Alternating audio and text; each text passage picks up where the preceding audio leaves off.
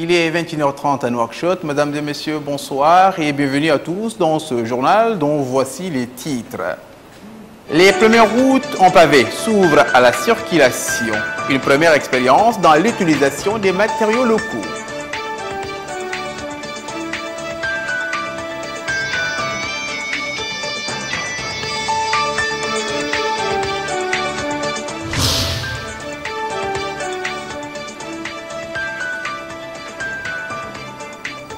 Première semaine du recensement général de la population et de l'habitat. Toutes les mesures sont prises pour assurer le succès de cette opération.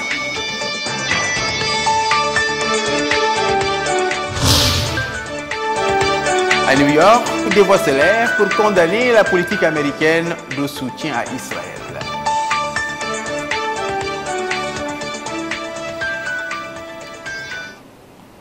Mais avant le développement de tous ces titres, d'abord, ce communiqué rendu public ce soir par la présidence de la République. La présidence de la République communique par décret en date de ce jour et sur proposition du Premier ministre sont nommés. Ministre de la Communication et des Relations avec le Parlement, Mohamed Yahya Ould-Horma. Ministre des Affaires sociales, de l'Enfance et de la Famille, Madame Aïcha Michel Vergès. Le ministre de l'Équipement et des Transports, Yahya Ould-Hademi, a effectué ce matin une visite au chantier de construction de pavés sur la route reliant le rond-point situé près de l'aéroport international de Nouakchott au rond-point de la Fédération des Transports. Au cours de cette visite, le ministre a écouté des explications présentées par des techniciens sur les degrés d'avancement des travaux et les méthodes utilisées dans la construction de ces pavés. Compte rendu, Melika Mitnakli. L'urbanisation de la capitale se poursuit avec la réalisation de 2 tronçons de route. Le premier, une route pilote d'une longueur d'1 kilomètre réalisée avec des matériaux locaux, dont la pierre taillée inaugurée par le ministre de l'Équipement et des Transports, M. Yahya Ould-Hademi. Cette première route pilote va du rond-point de l'aéroport en direction du marché des pièces détachées du XAR. Cette route a été construite en partenariat entre l'ENER et l'établissement d'exécution des travaux réalisés en matériels locaux de construction. Au cours de cette visite au chantier de construction, le ministre a également visité le second tronçon, route en pavé, d'une longueur de 5 km et d'une largeur de 5 mètres, située sur l'aire entre la route en béton et les maisons. La construction de trottoirs sur cet axe sera généralisée à toutes les routes bitumées de la capitale. Au cours de cette visite, le ministre a écouté les explications présentées par les techniciens sur le taux d'avancement des travaux et les méthodes utilisées dans la construction de ces routes en pavé.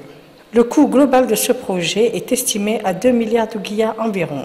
Le ministre de l'Équipement et des Transports a indiqué au terme de cette visite que son objectif est de s'informer sur le terrain du niveau d'avancement des travaux dans ces ateliers, soulignant que la construction des trottoirs sur cet axe s'inscrit dans le cadre d'un programme de leur généralisation à toutes les routes bitumées de la capitale. Il a indiqué également que le programme de réalisation des trottoirs sera élargi aux wilayas de l'intérieur du pays dans un proche avenir. Les routes en pierre taillée contribuent non seulement à l'embellissement de la capitale en lui donnant un cachet d'authenticité, mais représentent également une opportunité inespérée de travail. Le recensement général de la population et de l'habitat se poursuit dans d'excellentes conditions sur toute l'étendue du territoire national. Ici à Nouakchott, nos équipes ont accompagné des agents recenseurs qui font le porte-à-porte objectif recenser ménages et populations afin de constituer une base de données qui sera déterminante dans l'élaboration des futures politiques socio-économiques de notre pays. Mais toutefois, la coopération et la collaboration des citoyens est nécessaire pour le succès de ce recensement, à ne pas justement confondre avec l'enrôlement à vocation administrative et électorale. Mohamed Lemine Bakar. Combien sommes-nous? Quels sont nos besoins? C'est pour avoir des réponses et des réponses justes à ces questions auprès des citoyens et étrangers résidant dans les pays que les autorités nationales ont démarré le 25 du mois courant le 4e recensement général de la population et de l'habitat. Pour réaliser de bonne fin cette opération d'envergure, L'Office national des statistiques a mobilisé 3200 entre agents recenseurs, superviseurs et contrôleurs. Ces derniers déployés sur l'ensemble du territoire national ont pour mission d'adresser un certain nombre de questions aux chefs de famille relatives aux moindres détails de la vie du foyer, tandis que d'autres équipes s'occupent, elles, du recensement de l'habitat. Alors, comment se passe l'opération en termes d'organisation? Coordination au niveau de Nouakchott 3. Nous sommes en charge de la coordination sur le plan technique administratif vis-à-vis des autorités administratives, des élus et le noyau entre les trois Muqata'a et la direction du bureau central du recensement. Donc on a eu la charge aussi de coordonner l'activité de la commission régionale qui est présidée par le Wali, qui est le président de la commission régionale au niveau de Nouakchott, assisté par les 9 hakems des 9 Muqata'a et des 9 maires des différentes communes de Nouakchott. Certains citoyens mesurent la portée de ce recensement et sa contribution dans l'élaboration des politiques de l'État.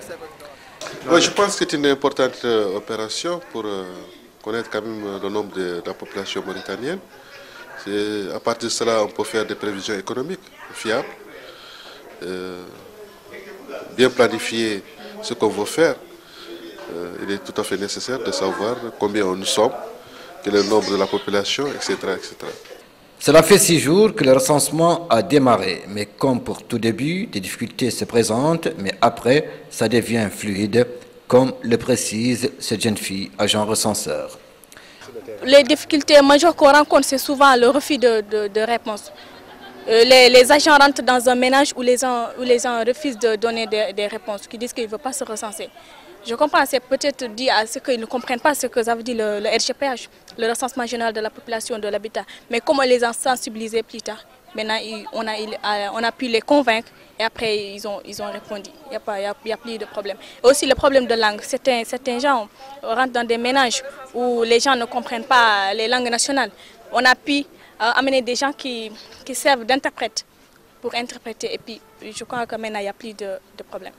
15 jours, c'est le temps imparti à cette opération de recensement général de la population et de l'habitat qui a lieu tous les 10 ans en vue de réactualiser toutes les données relatives à ces deux aspects.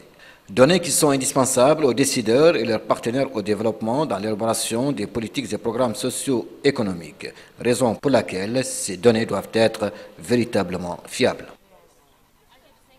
Le Centre du Savoir à Nouadhibou a servi de cadre pour abriter un colloque sur la zone franche de Nouadhibou sous le thème « Réalité et perspectives ».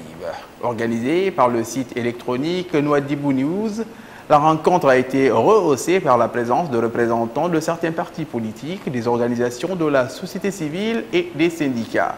Ce colloque a été l'occasion de passer en revue 2 axes. Le premier relatif au concept de la zone franche, les avantages et les défis, et le second, lui, il se rapporte aux aspects économiques et juridiques de la zone franche.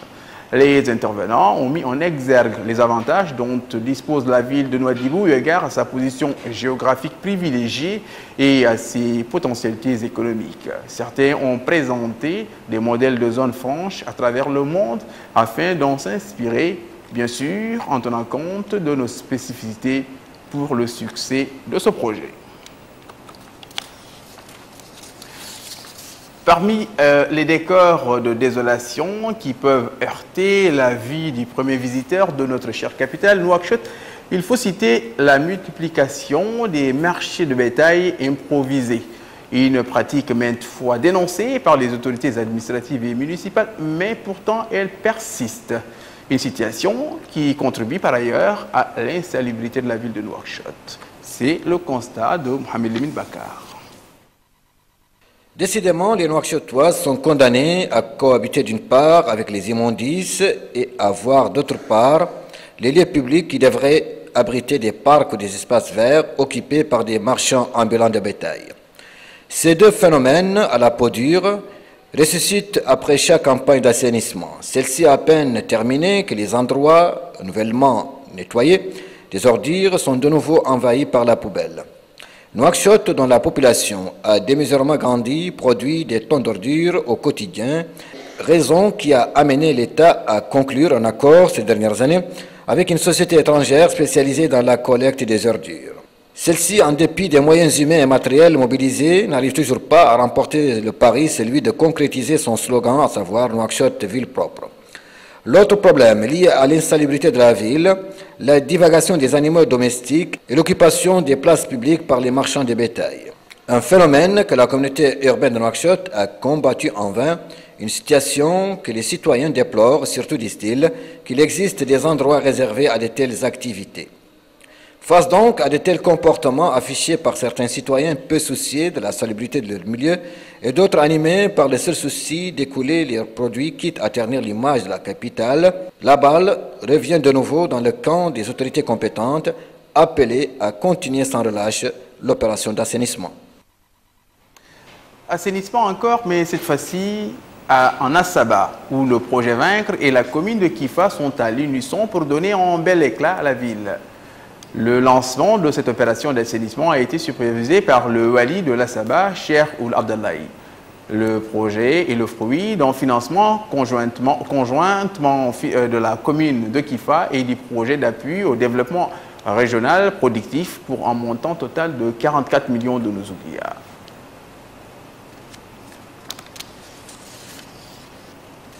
Alors, c'est un reportage de Mohamed Mbakar. Non. Alors, petit problème de coordination. Alors, activité des partis politiques maintenant. Ensemble pour lutter contre les séquelles de l'esclavage, c'est le nom d'une initiative. Cette initiative a organisé hier à l'ancienne maison des jeunes de Nouakchott un colloque marqué par un échange d'allocutions entre le président de l'initiative et le secrétaire général du parti Union pour la République, UPR.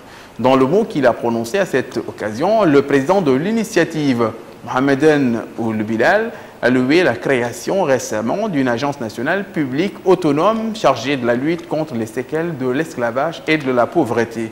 Quant au secrétaire général de l'UPR, Oumar Ould Matala, il a rendu hommage à cette initiative qui reconnaît l'importance de cet acquis. Entendez par là la création récemment d'une agence nationale publique autonome chargée de la lutte contre les séquelles de l'esclavage et de la pauvreté. Une structure qui renforcera l'unité nationale et contribuera à l'éradication des séquelles de l'esclavage et de la pauvreté au profit d'une large couche de la société, a dit le secrétaire général de l'UPR. Le parti de l'Union de la jeunesse démocratique a ouvert hier à Nouakchott une nouvelle mahadra pour l'enseignement gratuit du Coran. L'événement a été marqué par une conférence portant sous le thème « Le rôle de la jeunesse dans le prêche et la propagation du savoir ».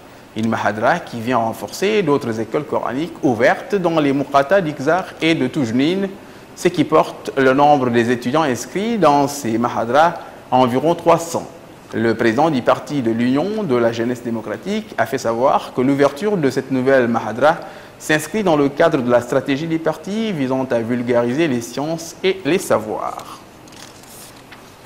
L'association des anciens parlementaires mauritaniens a tenu aujourd'hui dans son siège une conférence de presse à l'issue de la tenue de son second congrès général. Le porte-parole de cette association, Sidi Ould Dahi, a indiqué que son institution a décidé de redynamiser son action. Il a souligné que les conditions politiques et sociales au niveau national imposent d'insuffler un esprit patriotique, de citoyenneté et de fraternité et de coopération entre les membres de la société. Taleb Ould Sidi Ebat, membre de l'association, a dit que celle-ci a été créée pour garantir la pérennité du rôle des parlementaires et de tirer profit de leur expérience, notant l'apport de l'association dans de nombreuses questions nationales comme le règlement du passif humanitaire, l'élaboration de la loi incriminant l'esclavage et le retour des réfugiés. Fin hier soir à Nouakchott des travaux de la deuxième assemblée générale de l'association El Vetat pour la sensibilisation et la lutte contre la déperdition scolaire. Les travaux de cette Assemblée générale ont été sanctionnés par l'élection d'un nouveau bureau exécutif composé de 7 membres en plus du secrétaire général. Par la même occasion, l'association est rebaptisée justement El Vetat pour la sensibilisation et l'éducation.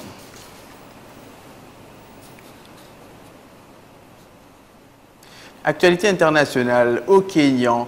La Cour suprême valide l'élection de Uhuru Kenyatta. En Égypte, le satiriste Bassem Youssef, accusé d'insultes à l'islam et au président de la République. Et enfin, le Mali, avec une impressionnante saisie d'armes et de munitions par l'armée française au nord du Mali.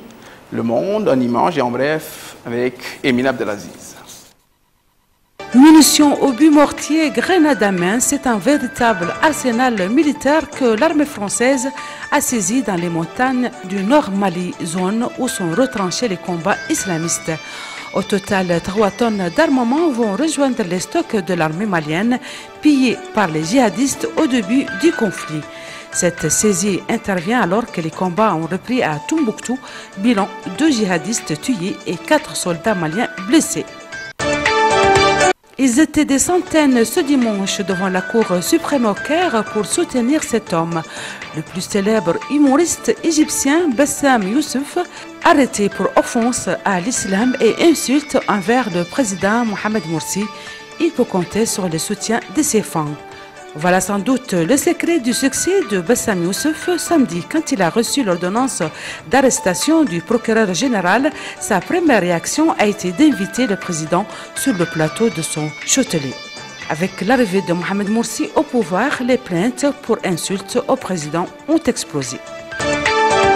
Pour sa première déclaration publique en tant que président, c'est dans une église, Uhuru Kenyatta a choisi de s'exprimer. Devant ses membres de sa coalition, il lance un appel à la paix. Un rideau s'étire sur l'élection présidentielle. La Cour suprême a finalement rejeté les recours de Raila Odinga. Le délai de la décision ne sera prononcé que dans 2 semaines. Mais, comme il avait annoncé, quelques jours avant le verdict, l'ex-premier ministre accepte la décision de la Cour. Mais des violences n'ont pas tardé à éclater dans le camp des perdants. Des affrontements ont opposé les partisans de Raila Odinga à la police dans plusieurs quartiers de Nairobi. Contrairement à leur candidat, ils n'acceptent pas les résultats. Je vous le disais dans les titres, des voix s'élèvent à New York pour dénoncer le soutien de la politique des États-Unis à Israël.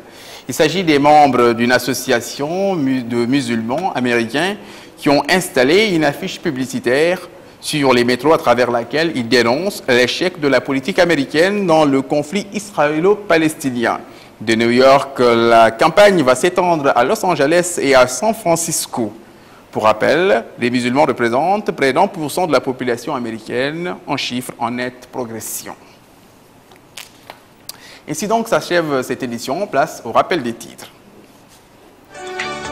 Les premières routes en pavé s'ouvrent à la circulation. Une première expérience dans l'utilisation de matériaux de construction.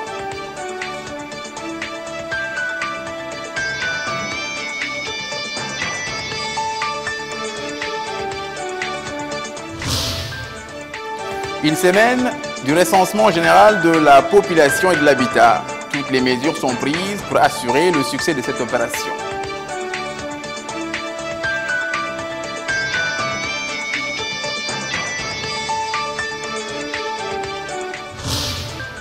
À New York, des voix s'élèvent pour condamner la politique américaine de soutien à Israël.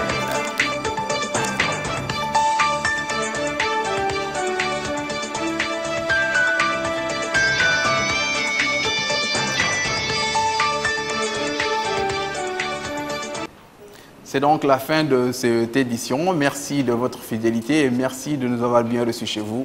Excellente suite de nos programmes.